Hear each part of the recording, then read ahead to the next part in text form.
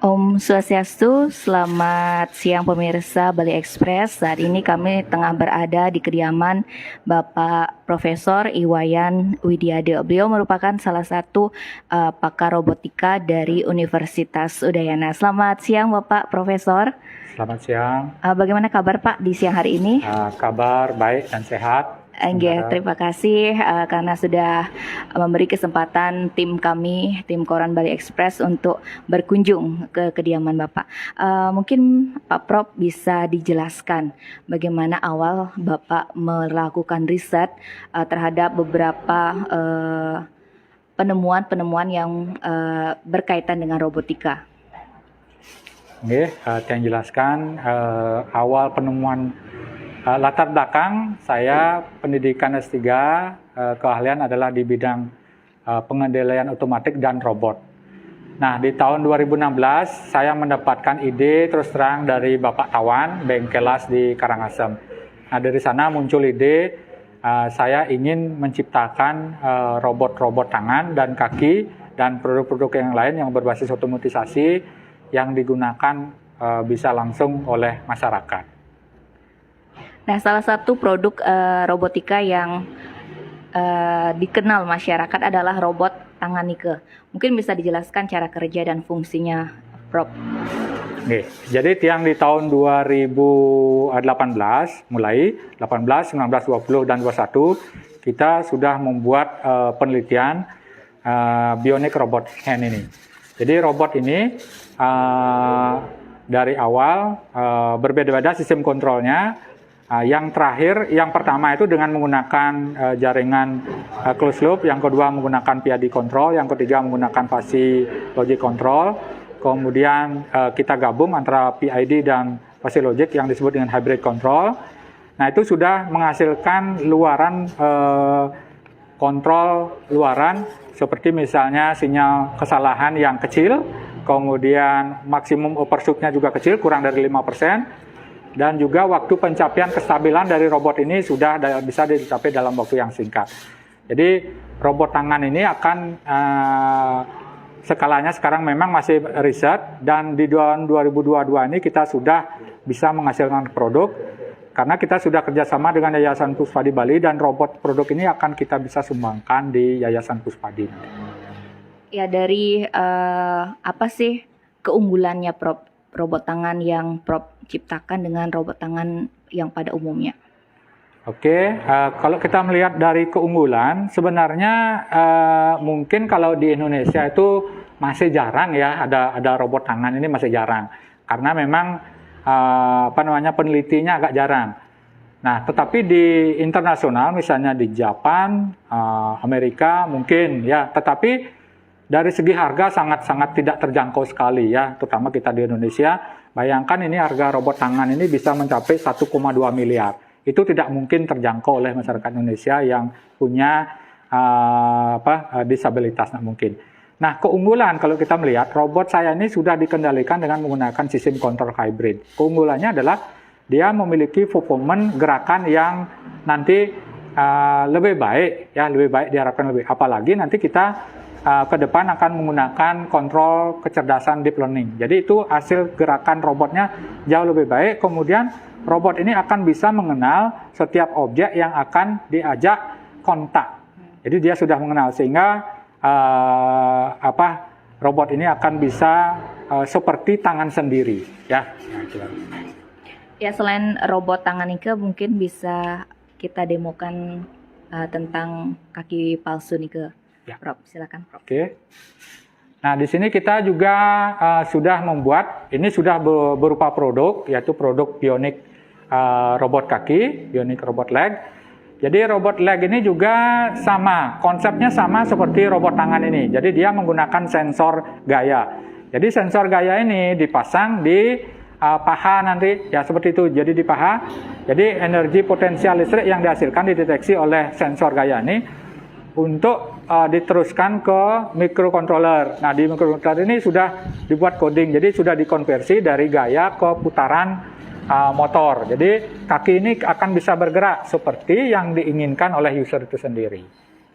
Jadi harapan ke depan robot kaki ini bisa digunakan langsung oleh disabilitas itu sendiri.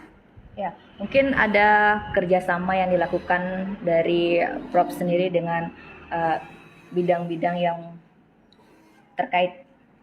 Oke, jadi kita sudah membuat program kerjasama, pertama dari fakultas dan juga ada MOU dari Universitas Udayana dengan Yayasan Puspadi Bali yang ada di Jalan Bakung 19 Topaki. Nah, karena kita tahu bahwa Yayasan Puspadi Bali ini adalah yayasan yang bergerak untuk membantu di bidang pendidikan, penyediaan kaki palsu, kemudian penyediaan kursi roda dan juga pendidikan ada di sana. Nah, karena Tiang melihat di Yayasan Puspadi itu yang ada hanya kaki palsu dan manual aja. Nah, dengan itulah nanti kita akan bekerja sama dengan Yayasan Puspadi Bali untuk bisa menyumbangkan robot kaki ini di sana nanti. Dan ke depan, karena kita tahu bahwa Yayasan Puspadi Bali ini juga didukung oleh beberapa sponsor, baik itu internasional maupun nasional. Contohnya adalah sponsor dari Inspiration Foundation dari Malaka. Dan mereka sebenarnya yang menyediakan prototipe kaki palsu yang manual di sana. Sehingga harapan ke depan mereka bisa kerjasama dan memproduksi massal kaki bionik otomatis ini. Baik, selain kaki palsu dan juga robot tangan Nike kan produk lain yang juga kerjakan Nike adalah motor hybrid. Mungkin langsung bisa dijelaskan seperti apa konsepnya, Prof. Nah, seperti yang kita ketahui sekarang pemerintah Indonesia dan Provinsi Bali juga sudah mengeluarkan kebijakan dan peraturan untuk penggunaan motor listrik. Nah, untuk itulah kita dari tenaga pendidik juga membuat riset-riset tentang motor listrik. Nah, ini salah satunya adalah ini. Jadi kita di sini membuat penelitian hybrid sepeda motor. Nah, apa yang dimaksud hybrid sepeda motor? Adalah sepeda motor yang menggunakan dua penggerak. Yang satu menggunakan motor listrik, ya, motor listrik langsung. Jadi ketika di start, motor listriknya akan hidup, berputar. Jadi motor listrik ini digunakan dari 0 sampai 40 km per jam. Jadi motornya aja yang hidup, kemudian ketika dia lewat di 40 km per jam, maka engine-nya yang akan otomatis hidup. Nah, seperti ini. Jadi di awal dia motor listriknya yang hidup. Jadi sampai dia melaju di 40 km per jam, nah, dia akan di-switch ke engine-nya.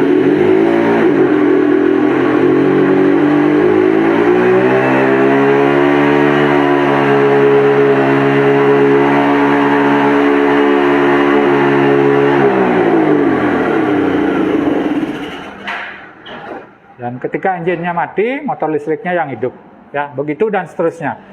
Nah, di sini kita hanya membuat riset pertama itu hanya di sistem kontrolnya aja. Jadi bagaimana cara kita membuat program supaya power dari listrik ketika lewat 40 rpm, throttle-nya lewat, jadi sudah langsung engine-nya hidup. Itu aja dulu. Yeah. Dan ke depan kita memang akan membuat riset totale nanti, termasuk juga struktur sepeda motornya. Kalau ini kan kita beli sepeda motor yang sudah jadi, ya. Ke depan kita akan buat langsung sama sepeda konstruksinya itu sendiri. Kalau dari segi keefisienan, Prof? Ya, kalau dari segi keefisienan dibanding dengan sepeda motor yang pertama dengan yang dengan menggunakan bahan bakar, jelas ini lebih efisien.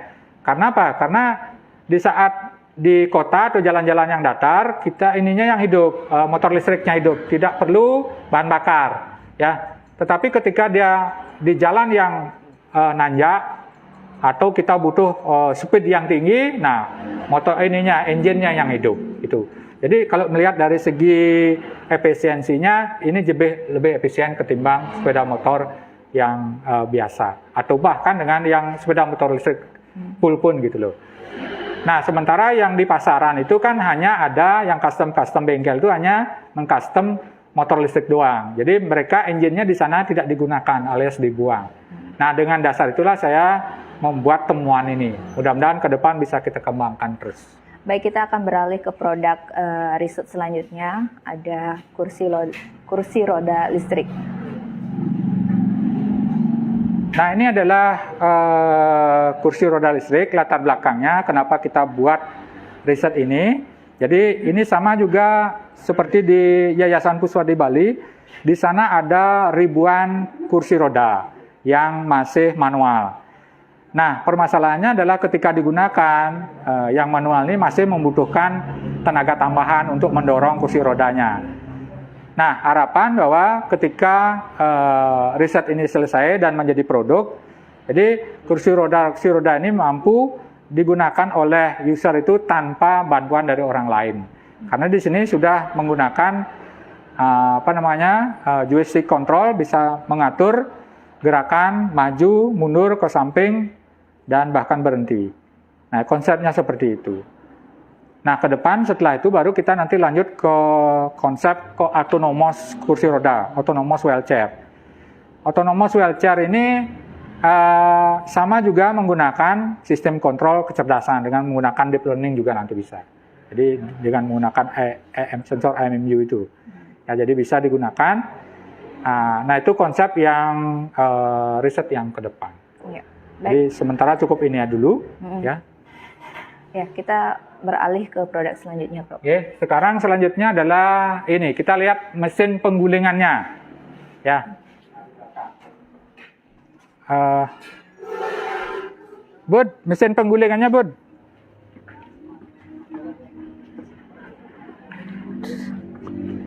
Bud. Budi. Oh, ini. Nah, ini adalah mesin penggulingan babi. Ya. Nah, ini adalah masih skala riset ya. Ini skala riset. Jadi mesin penggulingan babi ini dengan menggunakan sistem kontrol, jadi dia bisa mengontrol putaran daripada motor. Di sini kita gunakan motor DC, bukan AC motor DC. Nah, akselerasi dengan putaran motor ini diakselerasi dengan menggunakan gearbox. Ya. Nah, di sini kita menggunakan beban maksimal 200 kg.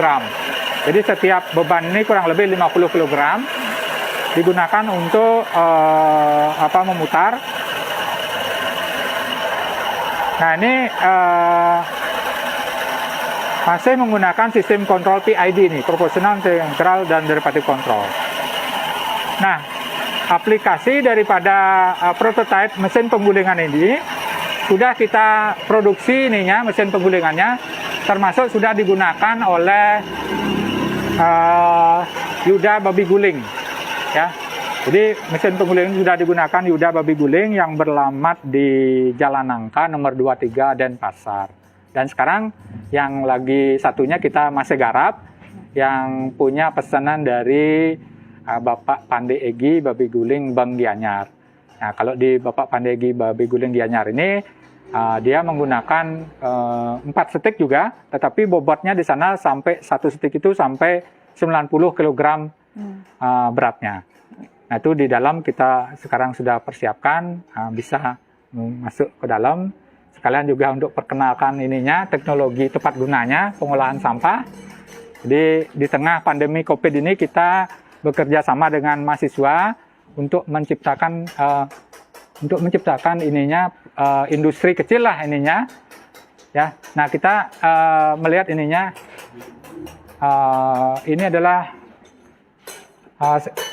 adalah stick yang ada di penggulingan babi, ya. Ini contoh-contohnya ini, ya.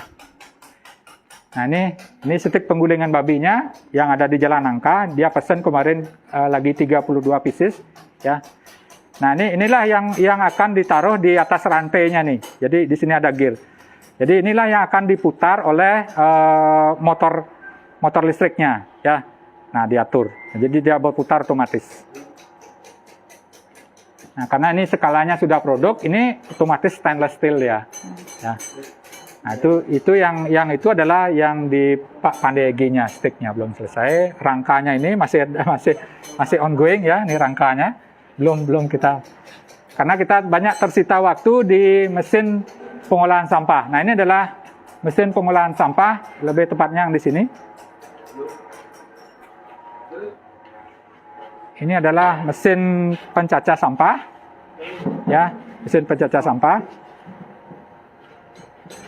Nah, ini masih ongoing proses juga. Kita belum selesai untuk membalancing pisaunya, pisau pencacahnya. Ini. Jadi sampah itu akan masuk nanti ke input sana, keluar di sana. Kemudian kita juga sudah kirim ininya kemarin, konveyor sama pengayakannya. Nanti saya akan kasih videonya, ada ya, nanti kita kasih. Nah, harapan nanti mudah-mudahan ada beberapa desa atau KSM untuk tertarik memesan mesin pengolahan sampah di sini, ya. Karena ini adalah merupakan ajang aplikasi anak-anak teknik mesin Prasdayana untuk menciptakan produk teknologi tepat guna, sehingga bisa membantu mengurangi polusi dari sampah. Ya. Prof, dari sekian produk yang telah dibuat, apa sih harapannya? Harapannya yang pertama adalah harapan utama agar ada pihak investor atau pengusaha untuk mampu untuk diajak mau bekerja sama menghilarisasi riset-riset kita, sehingga dihasilkan berbagai macam produk, baik itu produk otomatisasi ataupun teknologi tepat guna, sehingga produk kita ini bisa lebih murah, bisa digunakan oleh banyak masyarakat, ya.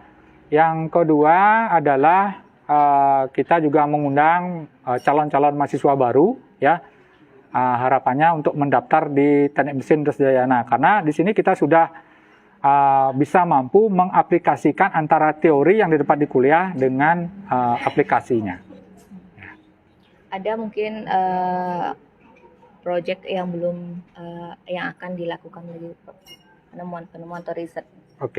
Oke, salah satu yang belum sempat saya lakukan adalah, jadi di tahun ini saya akan membuat robot pemilah sampah. Jadi terkait dengan pengolahan sampah.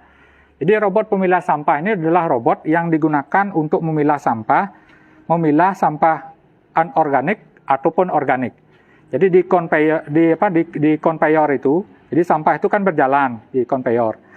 Nah, robot ini kita pasang di atasnya. Jadi robot ini akan bergerak mampu mengenali setiap sampah yang melewati konveyor ini. Jadi robot ini akan bisa mengambil sampah tersebut untuk dipindahkan, dimasukkan ke tempat yang semestinya. Nah, itu nanti kita akan gunakan, konsepnya adalah dengan menggunakan deep learning control. Jadi di deep learning control ini kita membuat ribuan object detection, picture-nya ada di sana sebagai database nanti, sehingga robot itu otomatis akan mengenal sampahnya. Dan juga robot ini diusahakan bergerak dengan laju speed yang tinggi, karena diperlukan speed yang tinggi memang di sana. Nah, itu yang jadi PR kita untuk yang tahun ini nanti. Terkait dengan robot Ratna nih, Prof. Oh ya, terkait dengan robot Ratna, jadi sebenarnya kita sudah menyumbangkan satu unit robot 00 ya, Ratna 00. Nah, robot Ratna 00 ini adalah robot yang digunakan oleh para nakes atau dokter di Rumah Sakit RSPTN Unut, yang digunakan untuk membantu membawakan logistik, membawakan obat, termasuk mengukur tekanan darah dan tensi, bisa berkomunikasi jarak jauh. Ya, akan tetapi robot yang Ratna 00 dan 01 ini masih menggunakan remote control. Jadi masih ada operator yang membantu menggerakkan robot tersebut. Tetapi untuk yang tahun ini ya dan ke depan, kita sudah buat yang full autonomous Ratna. Jadi full autonomous Ratna ini, autonomous ini artinya robot ini sudah bisa bergerak sendiri. Operatornya hanya dari satu ruangan aja. Jadi sudah menggunakan Wi-Fi. Ya, jadi menggunakan Wi-Fi. Jadi robot ini komunikasi lewat Wi-Fi. Robot ini bisa bergerak sesuai dengan fungsinya. Jadi membantu dokter menangani pasien yang terpapar COVID-19. Baik, terima kasih Bapak Prof. Iwayan Widiade atas penjelasannya. Semoga semua produk-produk riset yang telah Bapak temukan bisa bermanfaat dan bisa tepat guna di masyarakat. Terima kasih. Oke, sama-sama. Terima kasih.